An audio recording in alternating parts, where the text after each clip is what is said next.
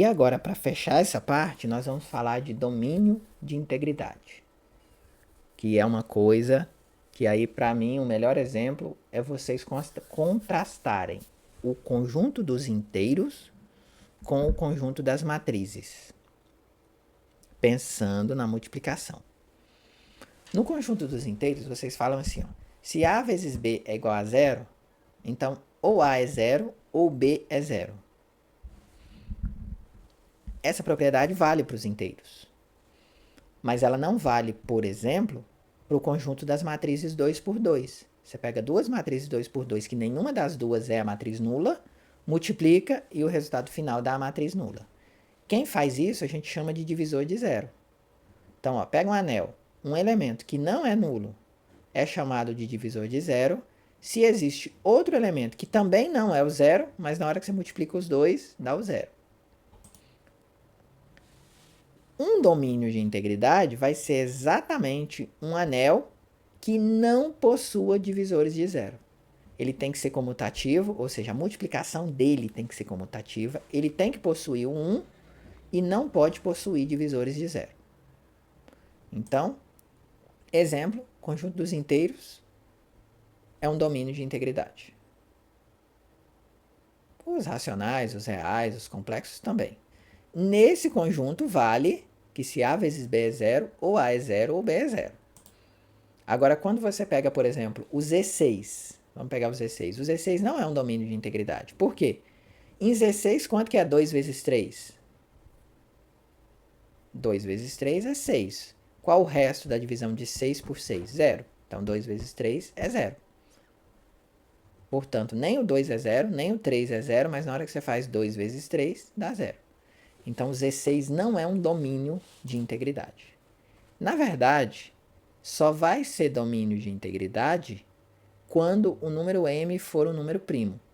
Então, o Z5 é um domínio de integridade, o Z7 é um domínio de integridade, o Z6 não é, o Z8 não é, o Z4 não é. Então, esse aqui é um resultado bem legal. O Zm é um domínio de integridade se somente se m é primo. Então, se m é primo, Zm é um domínio de integridade. Se eu tenho um Zm tal que é domínio de integridade, então esse m é obrigado a ser um número primo. Toda vez que o anel for um domínio de integridade, o anel de polinômios com coeficientes nesse anel também vai ser um domínio de integridade. E aquela lei do cancelamento, quando A vezes B é igual a A vezes C, e você diz que B é igual a C, você corta o A, só vale em domínios de integridade. Então, é outro exemplo que vocês poderiam fazer rapidinho aí nas matrizes 2 por 2. Construir duas matrizes 2 por 2 que A vezes B fosse igual a A vezes C, mas que a matriz B fosse diferente da matriz C. Isso é possível de fazer rapidinho. Ok? Aqui, ó. Aqui é um exemplo de que no anel de matrizes a gente tem divisor de zero. Pega essa matriz que não é a matriz nula, essa aqui que não é a matriz nula, faz o produto das duas e dá a matriz nula. E aí, então, se não é domínio de integridade, não vale a lei do cancelamento. Ok? Isso termina a nossa parte. Isso termina o que a gente tinha preparado para hoje.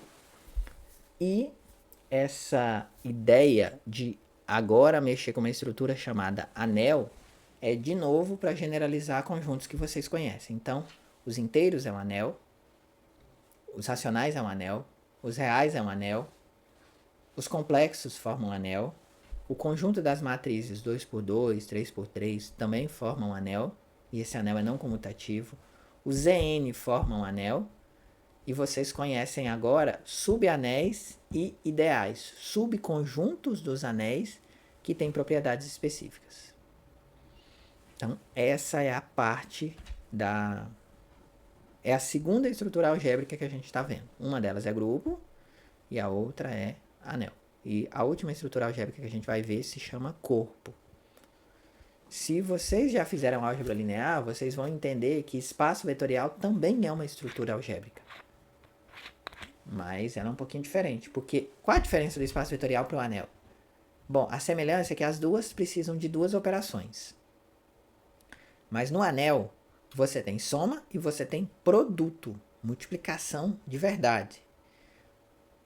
Na álgebra linear, você tem soma e você tem um negócio que você tem que chamar de produto por escalar. Como é que é o produto por escalar pensando em matriz? Você pega um número e uma matriz e nasce uma outra matriz. Aqui não. O produto você pega uma matriz e outra matriz e nasce uma terceira matriz. Por isso que esse produto não precisa de ter adjetivo. Ele é um produto mesmo, ele é uma multiplicação raiz das antigas. Espaço vetorial é uma estrutura algébrica? É. Tem os méritos dela enquanto estrutura algébrica? Sim. Ela também usa duas operações? Usa. Quais? Soma e produto por escalar. Anel é uma estrutura algébrica que também tem duas operações. Quais? Soma e produto. Ok? O neutro é único, só muda a simbologia? Sim. Os elementos neutros dessas operações são sempre únicos. Seja o neutro da adição, que a gente simboliza por 0, seja o neutro da multiplicação, que a gente simboliza por 1. Mas elemento neutro em uma operação binária é sempre único. Dá até para provar isso de modo geral, assim, sem depender do nome da operação. Mas é verdade. E aí, como ele é único, a gente arruma um símbolo especial para ele. Já que é único, a gente chama de 0 ou chama de 1. Ok? Deixa eu aproveitar que você perguntou do elemento neutro único. Lá no livro tem uma unicidade também. Lá escreve assim, ó, o elemento neutro é único. E aí depois escreve assim, ó, para cada A, o menos A é único. Se vocês olharem bem, essas unicidades são diferentes. O elemento neutro é único e ele serve para o conjunto inteiro. O 0 é o elemento neutro da soma para o conjunto inteiro. Certo? Ele é único, único mesmo. Quando eu digo que, dado um elemento, o inverso dele é único, é assim, ó. Não existe um elemento que é o inverso de todo mundo. Se você me der o número 2, o inverso aditivo do 2 é o menos 2. E só tem ele. Se você me der o 3, o 2 não é o inverso aditivo. O menos 2 não serve como inverso aditivo do 3. O 3 tem direito ao seu inverso aditivo. A gente às vezes escreve, né? O elemento neutro é único e para cada A, o menos A é único. Mas são unicidades diferentes. A unicidade do elemento neutro serve para o conjunto inteiro. E a unicidade do elemento inverso, você tem que me dizer o inverso de quem? Então, se você me falar, eu quero o inverso do 2, então é o menos 2.